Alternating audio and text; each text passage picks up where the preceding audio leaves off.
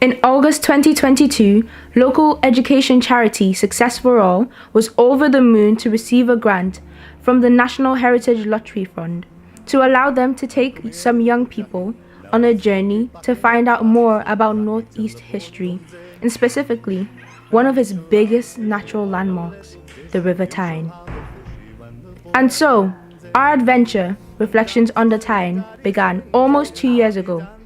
Since then, our group has come together at least once a week at the Carnegie Building in Benwell to explore what heritage means, learn more about the history of the Northeast and the River Tyne, including the role that migrant people have played, and also consider what the future might hold.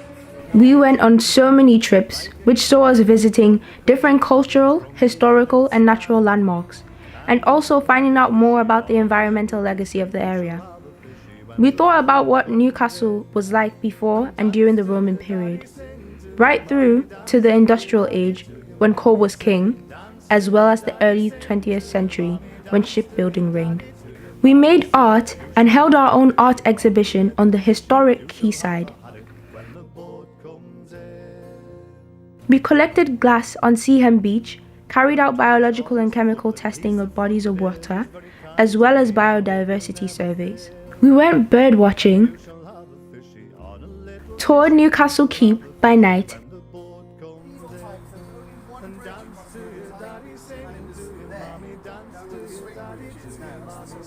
the Victoria Tunnel by day. We walked under and over the 7 main bridges that cross the Tyne, and even kayaked along a stretch of the river. On our journey, we also worked with some wonderful individuals and organizations, such as Mark from Akio Soup, the Tyne Rivers Trust, Northumberland Wildlife Trust, and the Live Theatre. Not only did we have a lot of fun, but we deepened our knowledge of and connection to the region and the river. Our curiosity grew to find out about the connections that others had with the river. So, we asked, and some generous people were kind enough to give up their time to share their thoughts and stories with us. Whereabouts it came from on the map. Okay, cool? Yeah, cool. Fine. You shall have a fishy on a little dishy. You shall have a fishy when the boat comes in. And dance to your daddy, sing to your mommy. So, can you tell us about yourself and your name, please? Yes, well, we are from the family Thompson. We are brothers. We have got 6 sons and 1 daughter in our family, and my name is Jim Thompson. I'm Brian Thompson, Jim's brother, and our family's been associated with the river as long as we can remember. Tell us how are you connected to the Tyne River? Well, I was born within sight of the river, and so our family started on the riverside, underneath the old Redgeoff Bridge, in a place called Pipewell Gate or thereabouts, on an area that's called the Bankies or the Rabbit Banks, on the Gateshead side. So we are Gatesheadites, although we are speaking in Newcastle. But Brian wants to. Yeah, the actual house is where our family originated from. It was a railway house, and actually the address was 2 Redgeoff Sidings. That's where Gateshead's first railway station was. That's interesting. And since you guys grew up around the river, how has the river changed since you were born? Changed? Oh, it's changed tremendous. I mean, the river's dead to what it was. I mean, at that time it was booming. I started work in Walker Yard in 1953, and at the time they were making City York, City Durban, City boats, cargo, dry cargo and passenger. And there was a boat in there called the Maori. It was a Maori, it was a ferry boat that sailed from the Tynes in New Zealand, and Princess Maori came up to launch it in 1953. But since then, the river's just been declined since then, actually. And even our brother, he was born on the Tyne, and he had victories in the rowing competitions that we had on the Tyne those days, you know. So that was tremendous triumph days, if you like. And then he got me my job, and he was very, and as we like to be, honest. He says, you will not like it, you know. He says, but don't give up, get in. When you're in, you can change your trade. So I changed it from a caulker to a welder, and then I had problems with my eyes, and then I changed my trade again to a shipwright. You know, one particular day there was an ambulance running down the hill across the river at a place called Hawthorne Leslie's Yard, and you say, whoa, that's sad, you know, somebody's had an accident 5 minutes before the buzzer goes at 4:25, you know. But our brother, who was a very loving man, and I saw him the night before and said, see you tomorrow, Hughie, you know, it was him. Oh. When we got home, we had an accident and overcome with fumes and fell. You know, when Brian took part in building those ferries, or that ferry, and I took part in building Atlantic boats, which were container ships. And you had to be really accurate to get these containers in, you know. And one of the boats that we built, we were entitled to call them boats because we're, you know, working on the ships, we call them boats. And one was the Atlantic Conveyor. So you spent 4 years on this thing, making it or whatever, you see. And then, of course, it was prepared for war. It took supplies and aeroplanes down to Falklands with all the supplies for the lads to go to war, and then it got hit by a missile, didn't it? You know, and the thing burned up, which I'll show you the photographs later.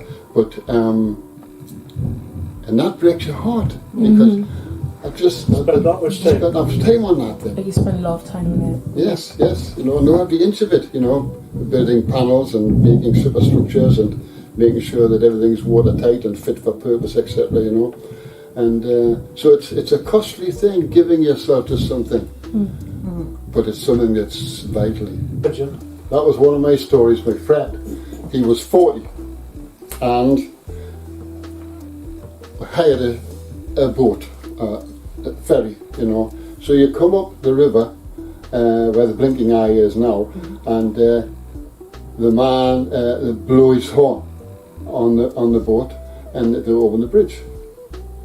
Then we come back, and then up beside the staiths and such. We'll come round, and then we'll come back. And I distinctly remember that because I've brought this little thing here, and it's called a shofar. Now, this, when the Jews were forced out of Russia, they came to the Tyne. Really? And then, yes, and then we moved across to Gateshead. So if you mention the word Gateshead anywhere in the world, everybody knows it's a centre of learning for the Jewish folk, you see. And this is what they play in their celebration days, you know. Yes. So what happened was, we came to the bridge, the man on the ferry blew the horn, and then I said to this guy, I just wanted, because we had no money, you know, but I wanted to give my friend a present. I thought, well, I'll give him some noise. So I blew this, and after I blew that, there was somebody going across the Tyne Bridge on his way to the football match with one of those air horns you use at the match, and he went bop, and each one was a third higher than the other. What a magnificent moment. So he went bop, and I went and then he went bop, and everybody on the Tyne went, what's happening here? So close the bridge. Yeah. So, you know, there's trauma and trouble in life, but there's fun too. You have the whole thing, you know, on the banks of the Tyne, and that's you know, where we've got our security, our history, our experience, you know, and it's good. When I went to Blaydon Races, 'twas on the 9th of June 1862 on a summer's afternoon. We caught the bus from Bamborough, she was heavy laden. Away we went along Colmwood Street, that's on the road to Blaydon. Oh, me lad, you should have seen us coming, passing the folks along the road just as they were standing. All the lads and lasses there, all with smiling faces, coming along the Scotchwood Road to see the Blaydon Races. With blue post Armstrong's factory and along to the Robin Adair, just gone and doing to the railway bridge, the bus wheel flew off there. The lasses lost their crinolines and the veils that hide their faces. I got 2 black eyes and a broken nose, just gone into Blaydon Races. Oh, me lads, you should have seen us scanning, passing the folks along the road just as they were standing. All the lads and lasses there, all with smiling faces, coming along the Scotchwood Road to see the Blaydon Races. And dance to your daddy, sing to your mommy, dance to your daddy, to your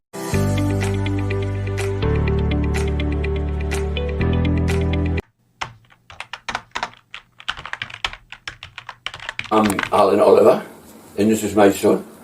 I'm Mark Oliver, and this is my son. I'm Samson Oliver.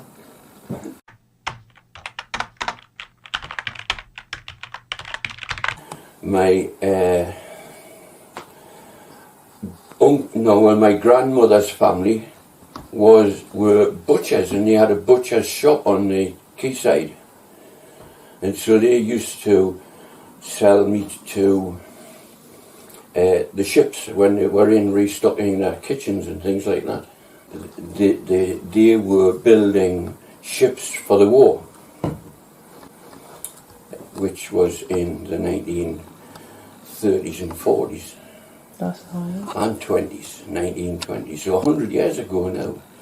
And my father was born in Rosyth, where there was a shipyard. He went to school in Portsmouth, where there was a shipyard, and he went to college in Newcastle, which was back home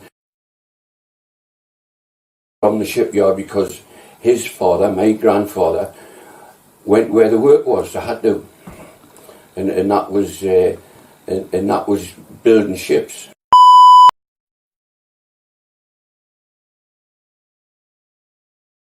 Do you want to tell that story of your first memory?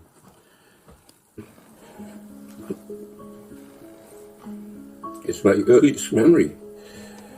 When I was 5-year-old, my granddad said to me, "Me brother, I want to show you something." And at that time we lived at Lobley Hill, and we walked to the swing bridge from Lobley Hill because my granddad didn't like buses. And when we got there, they were just shutting the gate. There used to be like an old wooden farm gate that closed the road when the bridge, the swing bridge had to swing to let the big rivers up the river. Yeah. And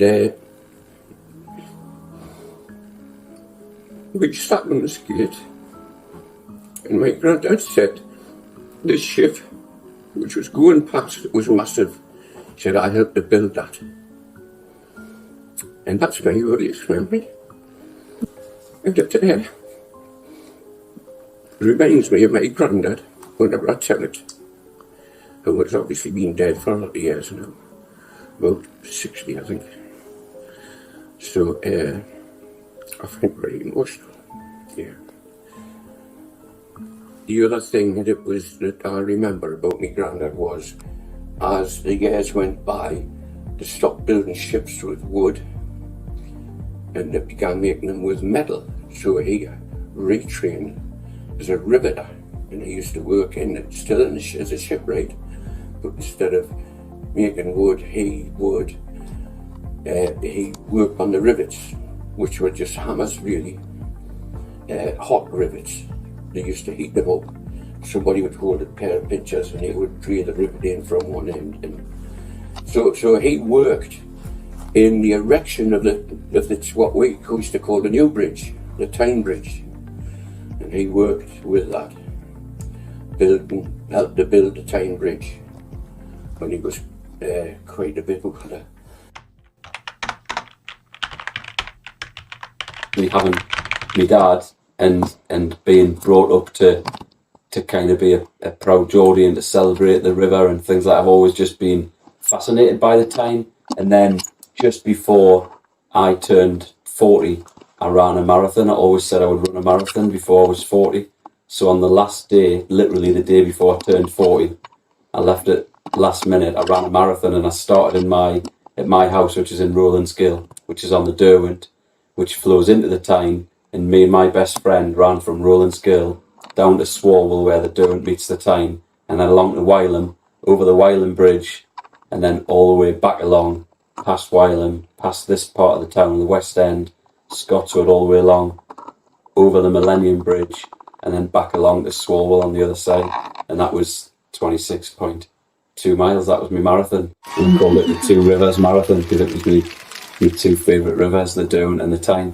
I see the river every week. I go to church in Newcastle, and a group of guys who go to the same church, we all pray together on the River Tyne at 6 o'clock in the morning every Tuesday. There's like 6 or 7 guys from my church, and we've obviously got faith, and we pray over the city, and we thought that was a really kind of iconic place to do it, right in front of what is now the Hard Rock Cafe, which used to be called the Guildhall, just next to the Swing Bridge. So we just pray over Newcastle and Gateshead, and yeah. So I see it every week, and I run along the river as often as I can. Well, I see it 6 days a week, because my school is in Blaydon, and it completely overlooks the Tyne, and you can see a lot of things from it. It's a good view, and then obviously I go to church on Sunday mornings, and we go across into Newcastle. I always used to do, I haven't the past 2 years, but I used to do Harriers on a Tuesday and Thursday, and it would rotate on a Tuesday from running on the track, and the Thursday running along the Tyne and doing a nice loop there. And then I did individual runs with my parents across the Tyne as well. So that's my connection. Obviously, hopefully expands soon, but not as old as these two. I've got one more story. Okay. About our connection with the butchers that my grandmother's family. They had a butcher's shop on the south side in Gateshead on Ellison Street, but they used to supply ships with decent quantities of salted beef for their trips, and what they also did was that the local people who wanted meat and couldn't afford it used to work like I don't know what you would call it, but they couldn't pay. They didn't have the money, so they would give them something that was valuable, and they would still supply the meat, so they wouldn't go without meat. We have a clock on our wall, which was a ship's clock, big brass round clock, and that came through the butchers because somebody paid for their meat with the clock, and they never came back to claim the clock. So that's been passed down to me. You want that? I'll be getting it first. Mommy say, dance to your daddy, sing to your mommy, dance to your daddy, to your...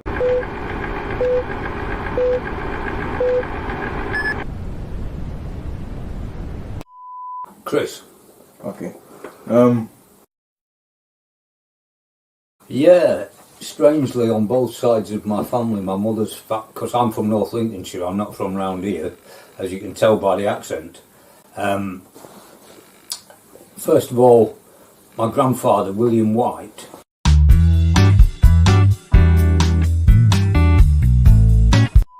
Thames, got to find a job somewhere else. So he was a boiler maker, and this was a highly skilled job at the time because everything needed boilers. Locomotives, factories, everything depended on steam. So a boiler maker was a really highly skilled, important job. And he came up to the Tyne looking for work and got a job in Redhead Shipyards in South Shields. And he had 5 sons, I think, and at least 3 or 4 of them were also involved in shipbuilding. And one son got married and went off to Birkenhead, and he was a shipbuilder in Birkenhead. Another one went to Sunderland, and he was I met him, he was a welder and riveter, and he only had one eye because of the welding and everything without goggles in those days. He was called Matty, and he had another son who was called Paddy, and Paddy had 17 children, and he was a seaman, and he used to go off to sea, leave his wife pregnant and come back. And so I think my grandfather, William White, must have been Irish to have a son called Paddy. And during the war, Paddy was sunk twice. He sailed from the Tyne, and he was sunk twice by German submarines, but he survived. Two of my great uncles, William White's sons, were in the Battle of Jutland on the first ship to be sunk, the Indefatigable. This was a disaster, the Battle of Jutland, where he fought the German Navy in 1916.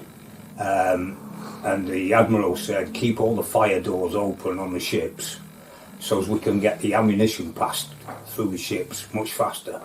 Admiral's name was Beatty.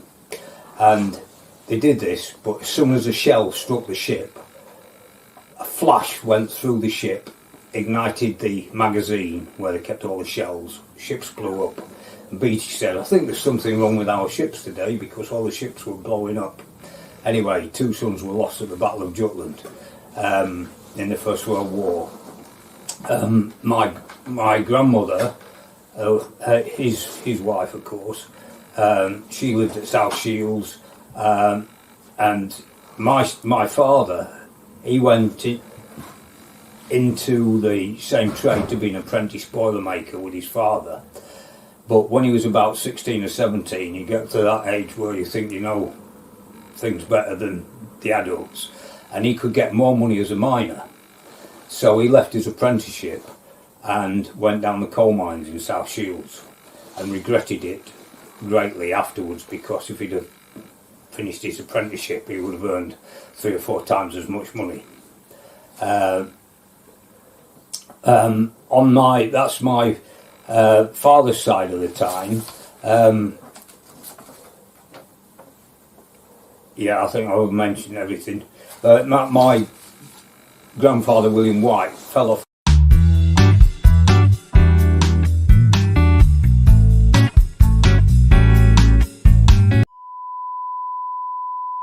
on my mother's side. Her father's father was a teacher in a little village called Dogworth near Barnsley, but he couldn't teach music, so he got the sack when he was about 24 years old. But his father, my great-great-grandfather, was a toll bridge keeper. To cross a bridge in those days you had to pay a toll, some money, and he had connections, and they just opened a brand new bridge in Newcastle, which was one of the wonders of the world. Nobody's seen a bridge like this before. It had a road underneath and a railway on top, and it was called a High Level Bridge. So he got him a job collecting tolls on the High Level Bridge, this new bridge. And his wife, who was also his cousin, which was quite usual in those days, was pregnant with my grandfather. But my great-grandfather, collecting the tolls, had to go out in all kinds of weathers, and he got pneumonia, and he died aged 25. And when I walk across the high-level bridge, as I often do, his ghost walks with me, but when I'm on my bike, his ghost can't keep up. So he had 2 brothers, and they emigrated to Pittsburgh and became millionaires in the Pittsburgh steel industry. So, pretty we lost connection with them, and I was stupid when I was 21. I was in Pittsburgh and I had a chance to look up one of his daughters. He had 5 daughters, the brother, and I didn't have enough time. I should have made the time, and I've regretted it ever since, you know, because maybe some money might have been passed down our way. What's connection to the River Tyne? In 1967, I was in the holidays. I was at school like you guys, and I had a summer holiday job building the Tyne tunnel, and I worked mainly at Jarrow on the ventilation shaft. You know, the big white chimney thing. To get there's a big fan there, and if the fans broke, they would have to close the tunnel because the fans take the air through the tunnel. Otherwise everybody would die from carbon monoxide poisoning. And that's where I worked, and one day I had to push a wheelbarrow right the way through the Tyne tunnel, and when I got to the other end my arms were nearly dropping off. It's a hell of a way when you're pushing a wheelbarrow. Soon after the tunnel had been built, it started leaking and water started coming through the roof. So what they did, they got ships in the Tyne with loads of bags of cement, and they bombed the leak. So there's like a mountain of cement above the leak now, bags of cement, and they kept bombing the leak until the leak stopped, and that was that. Highly technical engineering. You shall have a fishy on a little dishy. You shall have a fishy when the boat comes in. Well, my connection to the Tyne is that I live in Newcastle, so I'm a Geordie, so I've always lived near the Tyne. It's my river. It's a place that I've always enjoyed going to, but my connection with the Tyne came to life with my involvement in the Tall Ships race in 1993. It's amazing. We didn't win, no. So there was a big, long build-up to the race. I remember my dad used to read the Evening Chronicle newspaper, and he found a cutting about the Tall Ships race, and it was probably 2 years before the race happened, and it was an organisation looking for young people who wanted to go on a sail training adventure, and I was like, yes, that is me. And we spent a whole year preparing for the race. We built up our sort of feeling of being in a crew, and we raised lots of money. We had to raise, I think it was nearly £1,000. It felt like that sort of amount of money.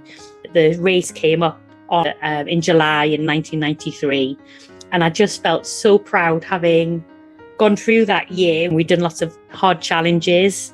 We had 2 ships, the Malcolm Miller and the Sir Winston Churchill. And I was on the Sir Winston Churchill ship, and 49 of us were on each ship. The race started at the mouth of the Tyne, so where the 2 piers came. And then once you're in the race, you're not allowed any motors at all. So if the wind stops, you stop. And if it's very gusty, you go with the wind. As we went down the Tyne with crowds everywhere on the quayside cheering for us, and other ships, and ships ringing their bells and ships honking their horns.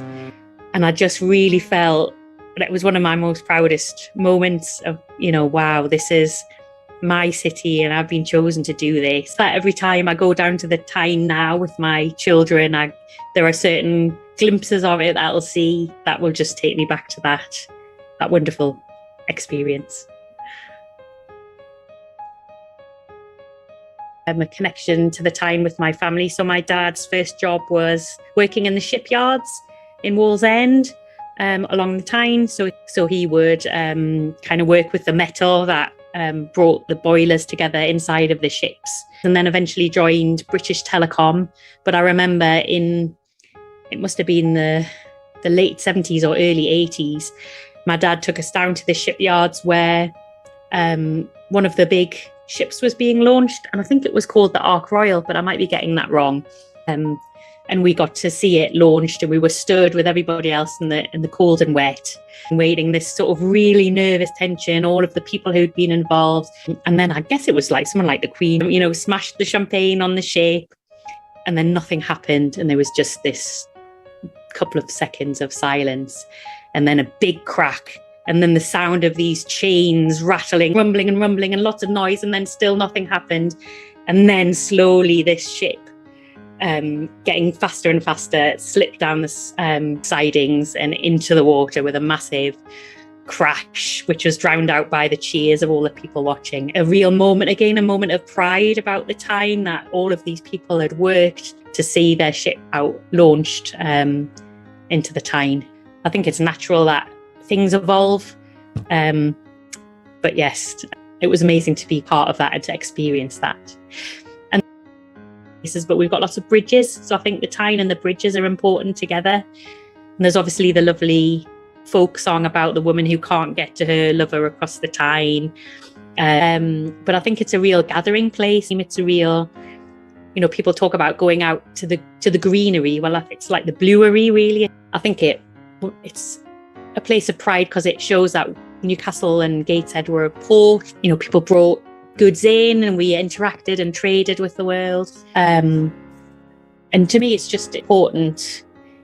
You know, we would go to Tyne Mouth and play on the beach right in the Tyne Mouth area and play in the Tyne there. But the Tyne in Newcastle was run down and not the sort of place that it felt safe.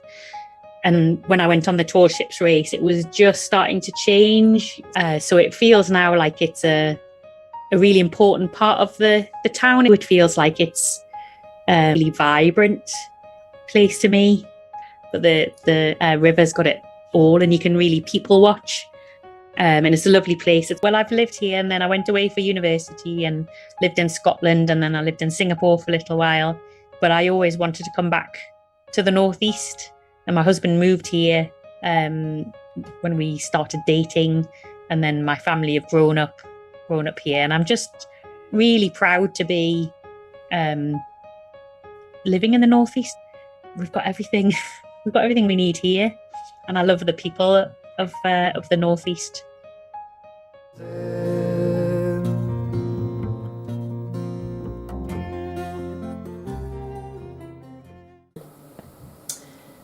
What's our connection with the Tyne? So, we've got a really precious story about the Tyne, and it is the place that we had our first kiss. So when we first met, on a blind date. Yeah, on a blind date, we had dinner, and we decided to go to a pub on the Quayside. So, yeah, we were wandering through the industrial estate where Gateshead College is now, and when it was a building site. Yeah, and we realised that Richard, well, I really fancied Richard, and I got the impression that he liked me as well. So I kind of tried to position myself in a way in which I might get a snog, and I didn't. He didn't snog me back. I was like, gosh, I've been shot down. But he really seemed to like me. But I was like, why is he not kissing me? So anyway, we kept going. Went to the pub. We had a lovely time at the pub. He spilled a drink over me. But not on purpose. But I forgave him. And then we're walking back over the Millennium Bridge, and he asked me, would it ruin this evening if I asked you to kiss me? I was like, no, that would be so cool. But I tried to play it much cooler than that. And we had our first kiss. And then we started going out, and we were going out for about 9 months. And he sent me a text message one day in June, and he said, can you come and meet me where we had our first kiss? And I was like, oh, cool. And I had a suspicion, I had a hope about why he was asking to meet me. So I put on the outfit that we were wearing on our first date, and I took a taxi. Normally, that wasn't something that I would normally do at all, but I was like, I want to arrive cool and collected, so I took a taxi. And there he was, standing on the bridge where we had our first kiss, and I walked towards him. And literally, as I walked towards him, a shaft of sunlight appeared just at the spot where we had our first kiss. And I walked into it, and he walked towards me, and he asked me to marry him. And I said yes. And this is why it's important to choose the location of your first kiss carefully. But then when she accepted the ring, she decided she had to test whether it was a good fit. So she put her hand over the railing and gave it a wiggle. It fit really, really well. I was outraged. She thought that would be a good test. But it was a really good fit, so it was fine. But yeah, I guess it's important to say, why didn't you kiss me when I angled myself nicely for a snog? Well, because we were just next to a burger van, and if it went well, I didn't want to invite you back to meet me to propose to you outside. Well, I suppose the burger van wasn't there then; it was a building, but it wouldn't have been quite so cool, would it? Yeah. So there we go. That's our story of the Tyne. The Tyne's a big landmark, isn't it, within the region, and lots of things, you don't say, people don't always say they live on Tyneside, in Newcastle, they say they live in Tyneside, so the Tyne gives the identity to the region. Mm. So when I came up, I went to Durham for university, but I joined a territorial army unit which was in Newton Aycliffe, and they were part of the Tyne electrical engineers, so even though I was nowhere near the Tyne, my kind of military identity was associated with the Tyne because it was the descendant unit or successor unit to searchlight batteries that were operated during the Second World War. So you'd have teams of volunteers on big searchlights looking for Luftwaffe planes as they came over to bomb Tyneside. So even though I hardly ever went to Newcastle from Durham or to the River Tyne, every Tuesday night and I think every Friday night I was off to the Tyne electrical engineers to do whatever it was I was doing. So it was always, so there is a kind of a funny little connection there, I think. I didn't know that.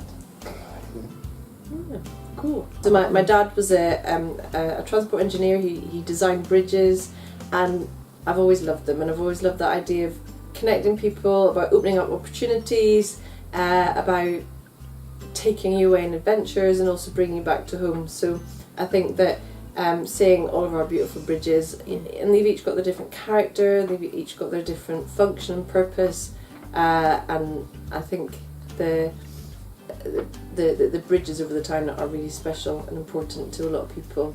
Yeah. The Tyne Bridge, that was the blueprint for the Sydney Opera Bridge. I think that Sydney Opera? No. The Sydney Harbour Bridge. So yeah, the Tyne Bridge was the blueprint for that, and I think that it's really powerful, iconic, important design. And then there's the swing bridge, and that's got really interesting hydraulic engineering in it. And then we've got the beautiful Millennium Bridge, the blinking eye, and it's got such a special design, and it's so elegant, and there's just loads of beauty there. It's funny how excited people are when they tilt the Millennium Bridge or they open the swing bridge. It's not. I think the Millennium Bridge, they do it quite regularly, don't they? But there's always a little crowd watching. It's more exciting than just a normal bridge that's just there. Yeah. Do you ever see a big boat come in, or a ship come in, and all the bridges open up? That's pretty cool.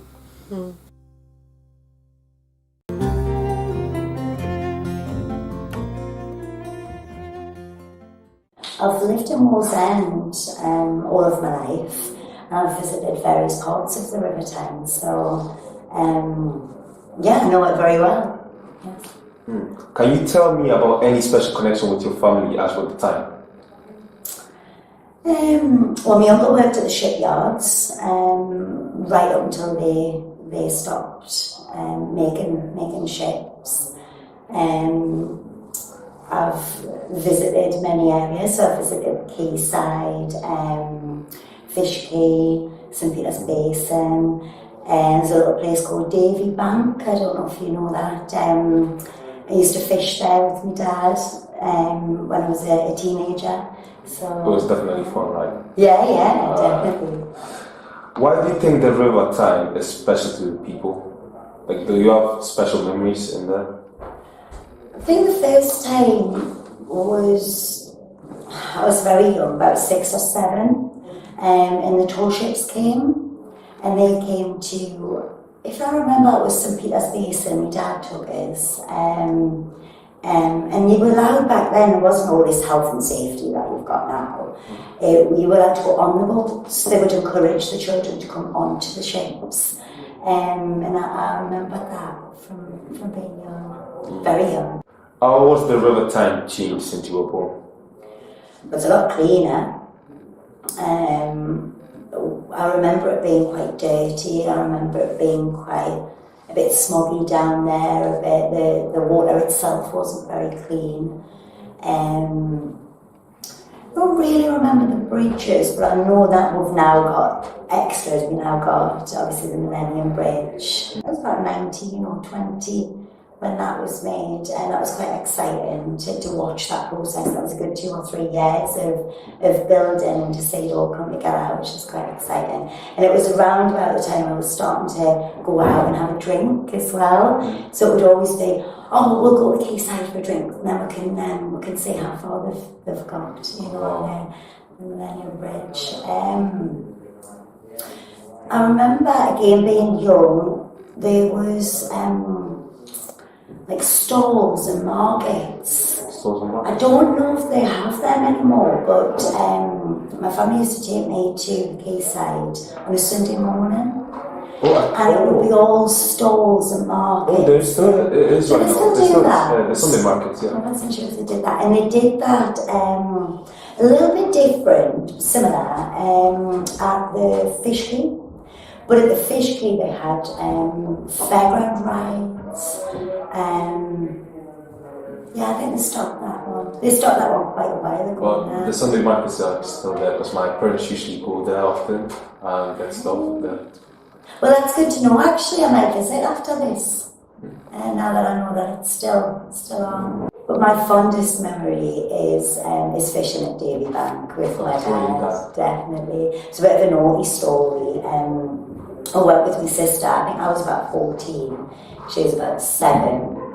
And I sneaked off for a cigarette, which of course at 14 you're not really supposed to do. And I remember she grasped on me and she told my dad, and my dad threatened to throw me in the river. He did. He didn't throw us in the river, he threatened to throw me in the river. Thank you very much for coming.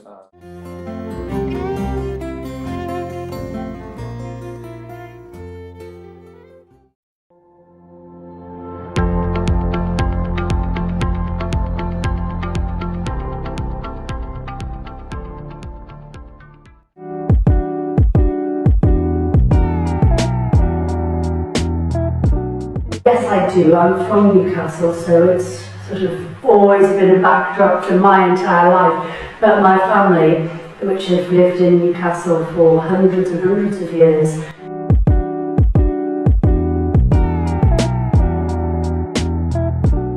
if I go back maybe 100 years, slightly more than 100 years, they lived in Elsick, so very, very close to where we are now in Benwell. And my great-grandfather was a coal exporter. At that time there were a lot of mines in the northeast and even in Newcastle. At one point Jesmond was actually a mining area. So there was an awful lot of coal mined in this area, and my great-grandfather used to export the coal in ships down the Tyne and to Europe.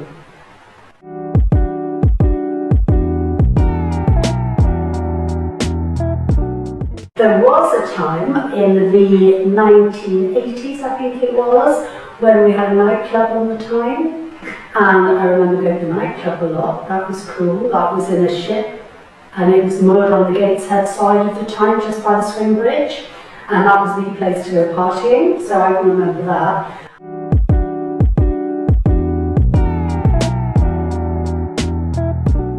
Yeah, I do actually. One of them is about the pandemic and the river, because just before, in the years leading up to the pandemic, I was telling you that I worked in an office down by the Quayside, And every morning before I went to work, I would park my car at the office and then I would go and walk along the river. And I can remember it was about January the 6th, and I had been driving home from work, and there'd been an item on the news saying that there'd been a strange virus had been identified in China, and I don't know why it stayed in my mind, but it did. In those final few weeks, I would say between mid-January and March, when everything was just starting to get a little bit scary and a little bit crazy, I would spend longer down, walking down by the river. And actually, that was very calming. I remember that very, very well. And it stopped around about March the 23rd, I think it was, when business was closed. I missed the river because at that point, I still very much in my mind associate walking along the river with that period of time.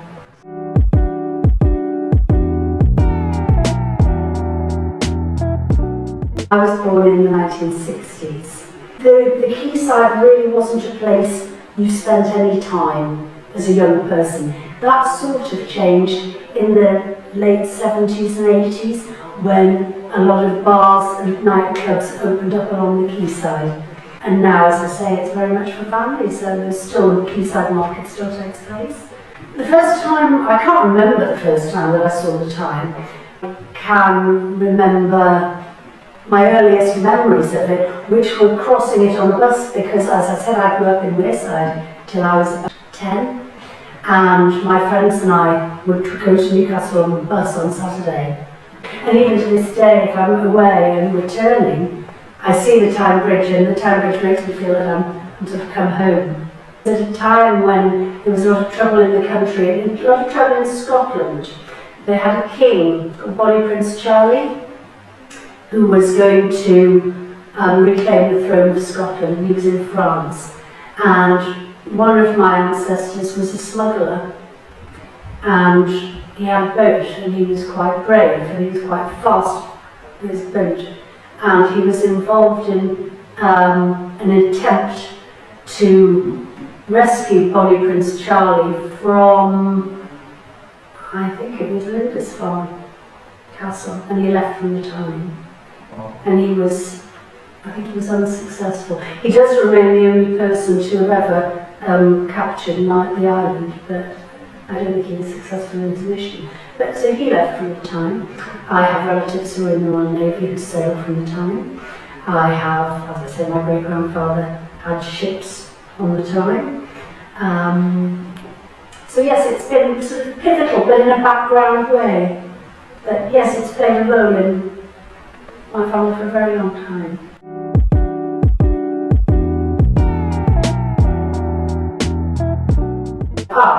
I believe that at one point the old Tyne Bridge, the very old Tyne Bridge, that at one point had shops on it and houses on it. So I believe that that's the case, although I hasten to add this is very long before I was born, very long before. The boat comes in and dance to your daddy, sing to your mommy, dance to your daddy, to your... My name is Oleg, and I'm originally from Ukraine. What inspired you to do kayaking?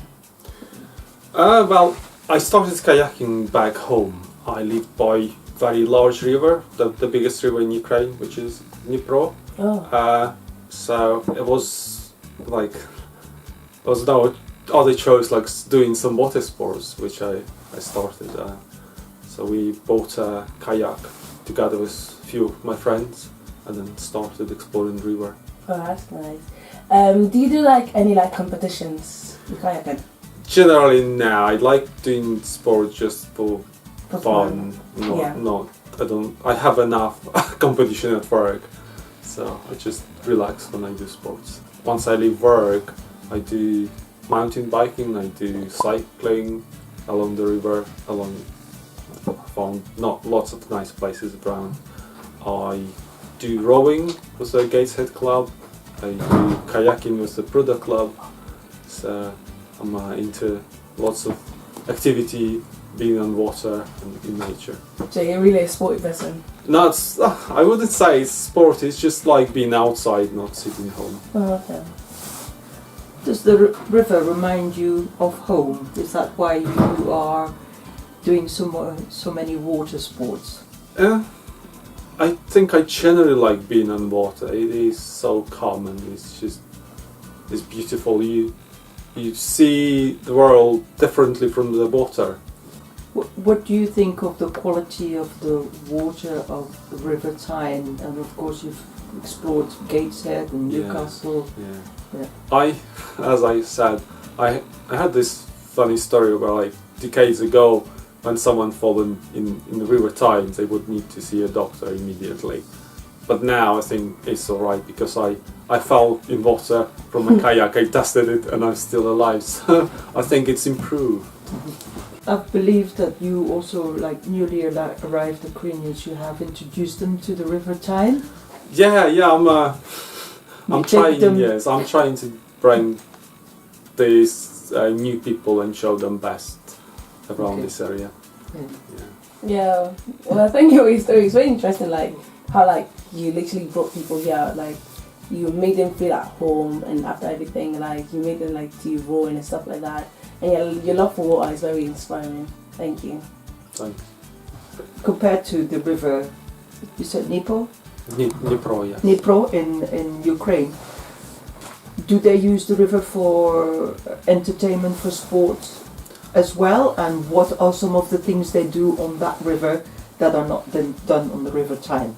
Yeah, I think it's all similar things. People do kayaking and fishing as here. I think maybe a bit different in Ukraine because water sports not as popular as here. Although our summers are very warm, so we can go and swim in the river, no problem. Here it's a little bit cold. I think rowing, kayaking probably a bit expensive sports in Ukraine. But still, people do it. And the interesting that in River Tyne you can see seals if you didn't know. And sometimes when we go on a boat, seals would just follow us. Were there seals? Oh, okay. Yeah, they come from the sea to the river into the river for hunting or I don't know for what. Oh, or maybe they got lost. So did they like just allow the seals to do that thing? In there? Sorry? Did they like allow the seals to like do anything like that? Like they don't like. Yeah, seals they're harmless, they're beautiful okay. creatures. And they're very inquisitive, so they would like follow. Like last time we were kayaking on the sea, there was lots of them just following boats. They're beautiful. Yeah. Daddy to your mommy, say dance to your daddy, sing to your mommy, dance to your daddy, to your mommy. We'd like to ask you a couple of questions, but first of all, what's your name? My name is Suresh. Oh, nice to meet you, and peace. Hi. Anyways, the question I want to ask you is, have you spent any time near the riverside or the quayside? Yeah, I have. But quayside as well as, more the quayside than the riverside, yeah. And what did you do there? I went to the gallery, Baltic. Oh. I've been to some of the pubs along the way, what's it called, I can't remember the name. I've been over that the bridge. The Millennium Bridge, yes. Up there. Walked along there, been to the market, a few things. And how did you find it? Was it nice? It's a great place to be. I've seen a big change in the years I've been in Newcastle. When I first came to Newcastle, it was a dump. Oh. Now it's really good. And look at the camera now. And is there any changes you still expect from the quayside to happen soon? Changes, well, you can always make some changes, but I don't know, more restaurants, more street food. Street food would be good. Yeah. And the market stalls are always good. You can improve them. Yeah. That's about it. Okay, thank you so much. You're more than welcome. My name is Mapley Godden. Oh, that's nice. My name is nice to meet you. Nice to meet you. And I would like to ask you a couple of questions about your experience in Newcastle quayside. So, have you spent any time near the riverside lately? I have, yes. Oh, how was it? It was great. It was really nice, really busy. And what did you do there? So I've been for a few different things. I've been down to the market that's along the river at the weekends. I go there to walk my dog as well. And I've been to the theatre and to a couple of restaurants there. Oh, how did you find it?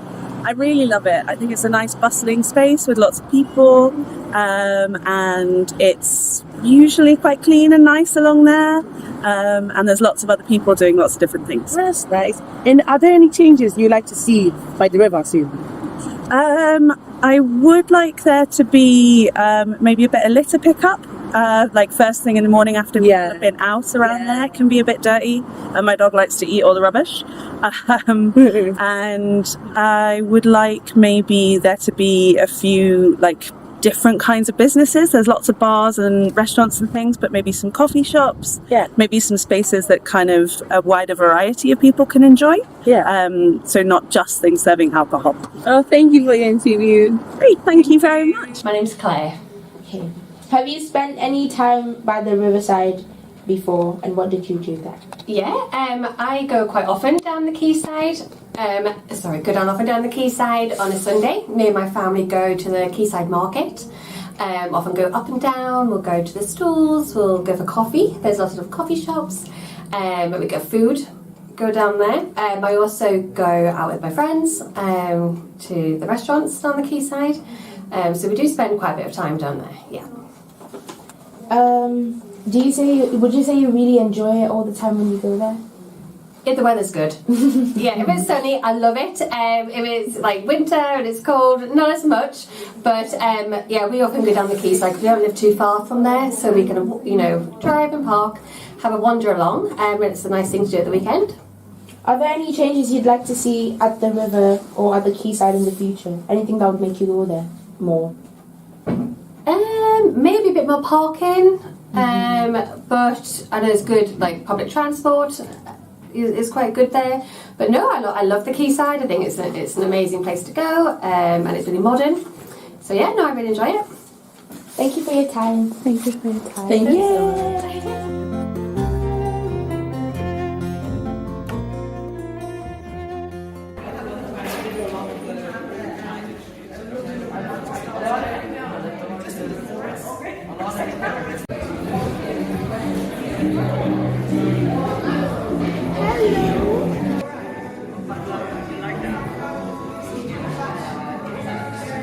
Learn more about the history of the North and the River Tyne, including the role that Michael Oleg played on the historic Quayside. We collected grass on Senior Beach. Big banner over there, that's going to travel far and wide. But guess what? You get one that you can take with you far and wide as well. So I just want to present you one of these mini banners. One for you. Yes, that's great.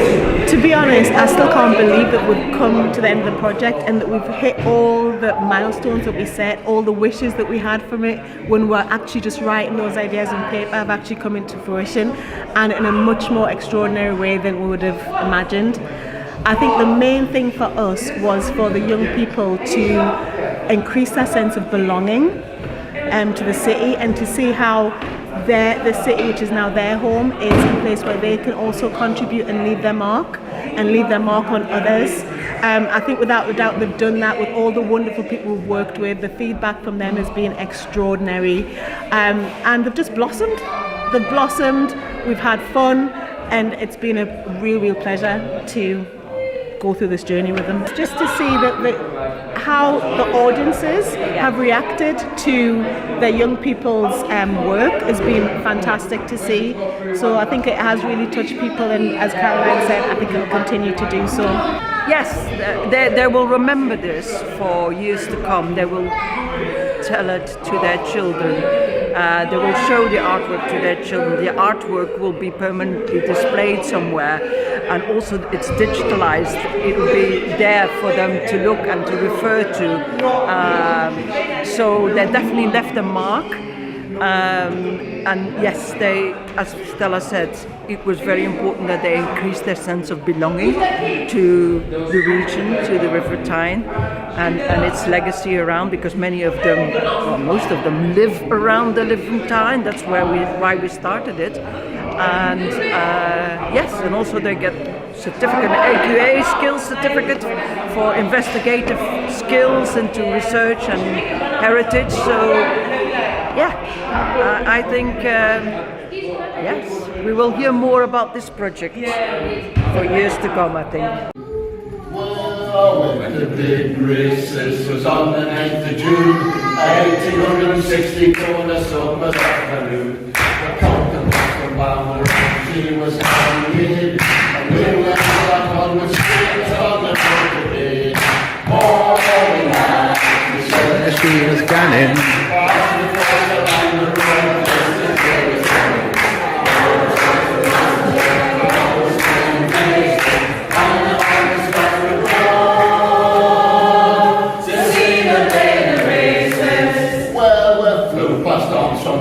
And after all the day, just got to go to the railway bridge, the bus will flew off there. The lasses lost their crinolines and the beards they hide their faces. I got two black eyes and a broken nose, it's got the Blaydon Races.